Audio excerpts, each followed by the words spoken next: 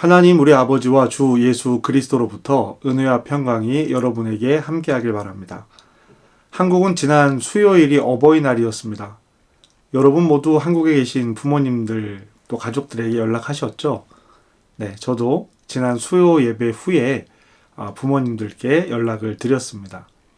오늘은 어머니의 날, 독일의 어머니의 날이죠.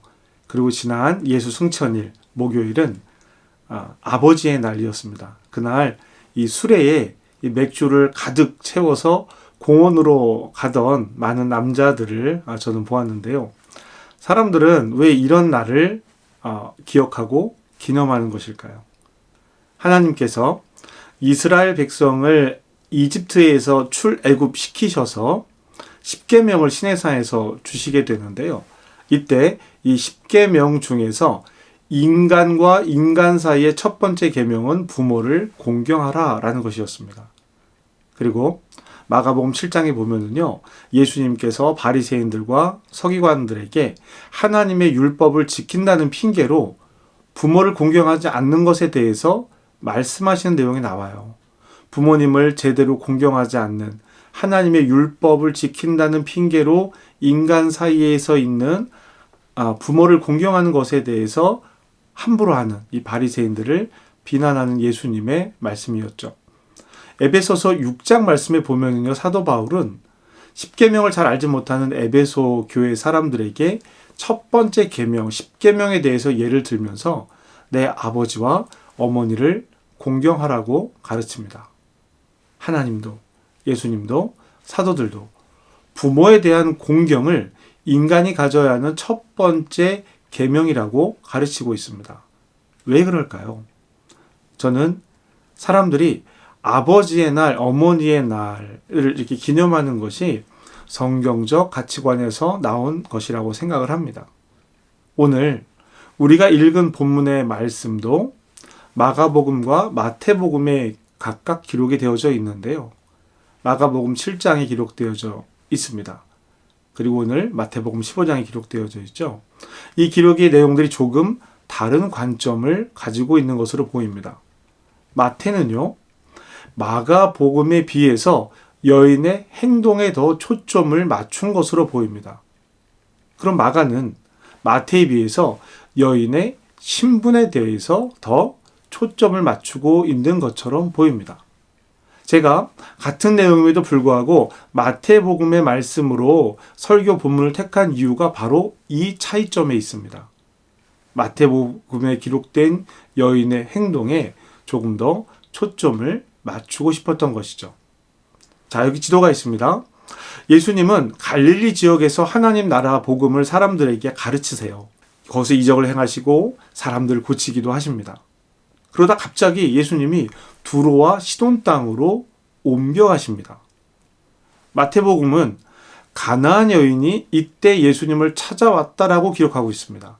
그러면 마가복음은요, 수로보니게 족속의 여자가 찾아왔는데 헬라인이었다라고 말하고 있습니다.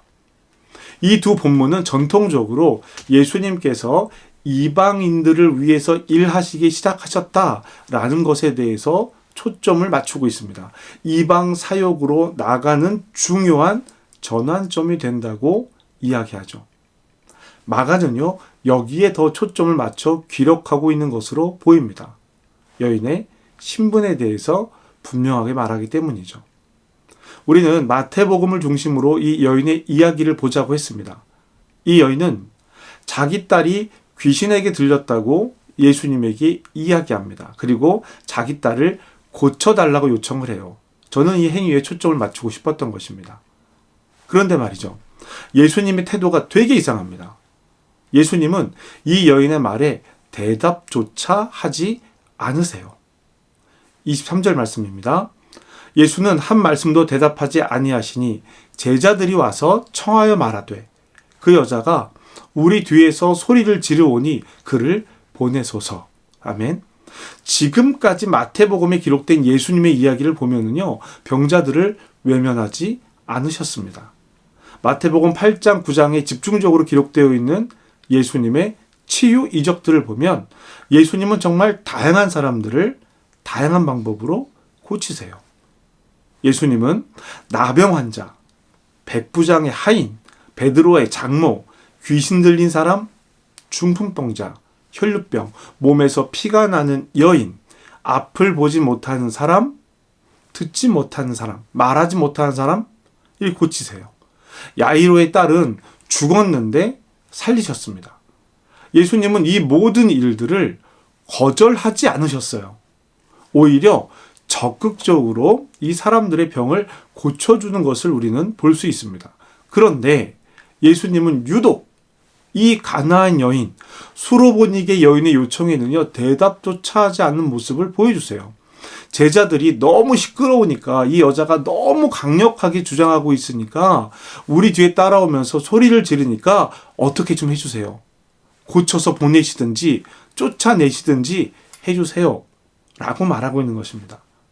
그런데요, 예수님은 더 모진 말로 이 여인을 대하십니다. 예수께서 대답하여 이르시되 나는 이스라엘의 집에 잃어버린 양 외에는 다른 데로 보내심을 받지 아니하였노라 하시니. 아멘. 예수님께서는요, 여인에게 말씀하신 것도 아니고요, 제자들을 향해서 말씀하신 것입니다. 나는 저 여인과 관계없다. 내가 보냄을 받은 것은 이스라엘과 이스라엘의 잃어버린 양을 위한 것이다 라고 말씀하는 거예요. 그 이야기를 들은 여인이요, 예수님 앞에 나와서 나도 도와주세요 라고 엎드립니다.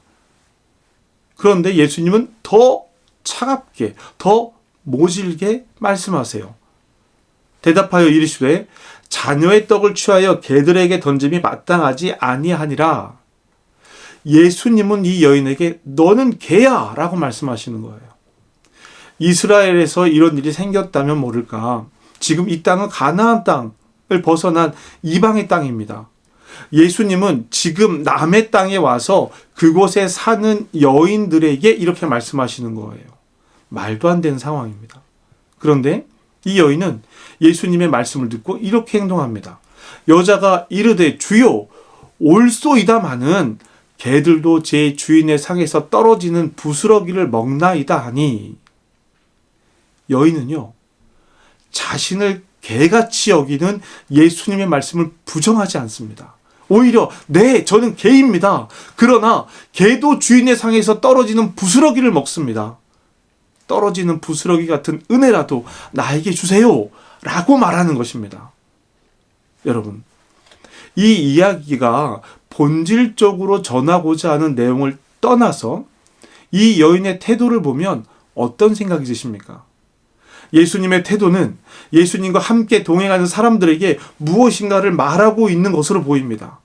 특별한 행동을 한다는 것은 그 특별한 행동을 통해서 무엇인가를 보여주고 싶은 의도가 있다는 것입니다. 그 의도는 여인이 가지고 있는 믿음을 사람들에게 보여주고 싶은 것. 이 여인은 이런 믿음을 가지고 있습니다 라는 것을 보여주고 싶은 것이에요. 이미 말씀드린 것처럼 저는 오늘 예수님의 의도보다는 이 여인의 태도에 대해서 더 말씀을 드리려고 합니다. 이 여인이 한 행동을 우리 한번 살펴보실까요? 첫 번째로 이 여인은 자신의 딸이 흉악한 귀신에 들렸다라고 예수님의 일행에게 소리를 지릅니다. 자신의 딸을 구해달라고 소리 지르며 예수님의 일행의 뒤를 따릅니다. 시끄럽게 떠들어요. 그 두 번째는요, 이 여인은 나와 상관없다라고 거절하시는 예수님에게 엎드려서 자신을 도와달라고 더 간절히 말합니다. 세 번째로 이 여인은 자신을 개 같다라고 여기는 말씀하신 예수님에게 네, 나는 개로 여겨도 좋으니 주인의 상에서 떨어지는 부스러기라도 먹게 해주세요 라고 요청합니다. 여러분, 왜 이 여인이 예수님을 쫓아오고 있습니까? 마가복음의 기록에 의하면요, 예수님은 사람들을 피해서 숨었다라고 기록을 하고 있습니다. 그런데 사람들이 그것을 찾아옵니다. 이 여인도 그런 사람 중에 하나라는 거예요. 이들이 예수님을 만나기 위해서 숨어있는 예수님을 찾아온 것이죠. 예수님은 이미 11장, 마태복음 11장 말씀에서 두로와 시돈 땅을 언급한 적이 있습니다. 고라신과 벳세다에 대해서 이야기하시면서 내가 여기서 행한 일들을 두로와 시돈 땅에서 행했더라면 그들은 벌써 회개했을 것이다 라고 말씀하셨어요. 그 시돈과 그 두로 땅입니다. 그리고 15장에서 예수님은 두로와 시돈을 찾았고 거기서 많은 사람들이 예수님을 보러 모였습니다. 그곳에 이미 예수님에 대한 이야기를 들은 사람도 있었을 것이고 더 나아가 예수님을 믿는 사람들도 있었을 것입니다. 오늘 이 여인도 주님, 다윗의 자손이요 라고 예수님을 부르고 있습니다. 무엇이 이 여인을 예수님께 오게 했습니까? 오늘 말씀 22절 후반절을 한번 다시 보실까요? 나를 불쌍히 여기소서 내 딸이 흉악하게 귀신 들렸나이다 하되 아멘. 이 여인이 예수님을 찾아온 것은 자기 문제가 아니었습니다. 자신의 자녀의 문제를 가지고 예수님에게 찾아온 거예요. 물론 이런 사람들이 처음은 아닙니다. 다른 사람의 문제를 가지고 예수님에게 온 사람들이 있었어요. 그런데 다른 것이 있다면 다른 사람들의 요청과는 다르게 이 여인에게는 예수님께서 모질게 대하고 계시다라는 거예요. 모질게 대해 있습니다. 그런데 이 여인은 그 모진 말을 견디면서 예수님께 딱 하나를 요청합니다. 내 딸을 고쳐주세요. 가나안 여인이 예수님의 모진 말씀에도 견딜 수 있었던 것은 어머니이기 때문입니다. 자신의 딸을 한번 고쳐보겠다는 이 시도나 해보겠다는 마음으로 예수님을 찾아온 것이 아니에요. 고치겠다라는 강력한 의지를 가지고 온 것입니다. 가나안 여인은 자신의 모든 자존심, 자신의 인격, 자존감 다 버리고 구걸하듯이 엎드립니다. 떨어진 부스러기라도 달라고 애원하고 있는 거예요. 엄마입니다. 이 가나안 여인은 엄마예요. 이스라엘을 넘어 다른 민족에게도 하나님 나라의 복음이 전해질 것이라고 선언하는 이 이야기의 다른 면에는 어머니, 부모의 마음을 보여주고 있습니다. 여러분, 세상에 있는 어떤 부모 중에 자식이 잘 되고 자식이 잘 살아가기를 바라지 않는 부모가 있겠습니까? 때로는 잘못된 가치관으로 자식과의 관계가 어려운 사람들도 물론 있습니다. 그럼에도 그들 마음 깊은 곳을 살펴보면 다 자식이 잘 되기를 바라는 마음이 있다라는 거예요. 물론 아주 못된 사람들도 있습니다. 자식을 이용해서 범죄를 저지르는 천하의 못된 사람들도 있어요. 부모를 이용하고 자식을 이용해 죄를 짓는 사람들은요, 제 마음 같아서는 하나님이 용서하지 않으셨으면 좋겠어요. 그런 사람들도 있어요. 그러나 많은 부모님들은 그렇지 않다는 것입니다. 부모가 되어보니 부모의 마음을 조금이나마 이해할 수 있게 됩니다. 아빠의 관점에서 보면 엄마는요, 더 위대한 것 같아요. 어머니의 헌신은 참 위대합니다. 예수님께서 이 여인의 마음을 위로하시듯이 내가 내 마음을 다 안다고 말씀하시는 것 같아요. 예수님은 이 여인에게 이렇게 말씀하십니다. 여자여, 내 믿음이 크도다. 내 소원대로 되리라 하시니 그때로부터 그의 딸이 나으니라. 아멘. 가나안 여인의 딸은 이 어머니 때문에 낫게 되었습니다. 내 소원대로 되리라 이 말씀이 참 위로가 됩니다. 다른 병을 고치는 장면에서 예수님은 내 믿음이 구원했다라고 하시거나 일어나 걸어가라고 말씀하시거나 손을 잡아서 일으키십니다. 그런데 이 가나안 여인의 딸은요, 어머니에게 믿음과 함께 내 소원대로 되리라 라고 말씀하십니다. 내 소원대로 되는 것, 내가 원하는 것, 바로 그것이 이루어질 것이다라고 예수님께서 말씀하시는 거예요. 저는 이 말씀이 이 여인에게 가장 큰 위로가 되었을 것이라고 생각합니다. 사랑하는 한민 가족 여러분, 특별히 아버지 되시고 어머니 되시는 여러분에게 권면합니다. 내 소원을 두고 기도하시기 바랍니다. 여러분이 믿음 가운데 드리는 기도에 하나님께서 내 소원대로 되리라 응답하시기를 주님의 이름으로 축복합니다. 자녀 되시는 여러분, 우리에게 부모님께서 주시는 것 중에 쉬운 것은 없습니다. 이 가나안 여인의 모습처럼 우리의 삶을 위해서 자신들의 삶의 많은 것들을 포기하셨을 것입니다. 괜찮다라고 말씀하시지만 안 괜찮은 상황에서도 괜찮다라고 하셨을 거예요. 그것이 부모의 마음이기 때문입니다. 하나님께서 새로운 백성을 이루시며 계명으로 주신 십계명에 부모를 공경하라는 말씀을 주신 이유를 생각해 보십시오. 부모를 공경함으로 땅의 축복을 받을 수 있다는 성경의 말씀을 기억하십시오. 여러분의 소원은 무엇입니까? 하나님께 어떤 마음으로 기도하십니까? 소원을 두고 기도합시다. 우리에게 보내신 자녀를 위해서 소원을 두고 기도합시다. 자녀들이 무엇이 되고 무엇을 이루고 살아가기를 바라는 것이 아니라 어떤 사람이 될지를 두고 기도하자라는 거예요. 생명을 두고 기도하자라는 겁니다. 여러분에게 시 한 편을 읽어드리겠습니다.